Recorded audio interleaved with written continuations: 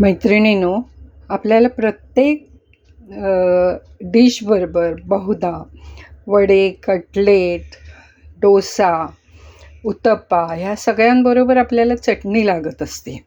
आणि त्याच्यासाठी जर आपण भरपूर चटणी एकदा करून ठेवली आणि ती अशा मोल्डमध्ये जर करून ठेवली आणि जरुरीप्रमाणे जितके हवे आहेत तितके आपल्याला मोल्डेड चटणीचं मोल्ड घेऊन डिफ्रॉस्ट करून ते वापरलं तर आपला खूपच वेळ वाचतो आणि सोय पण चांगली होते, नाही का?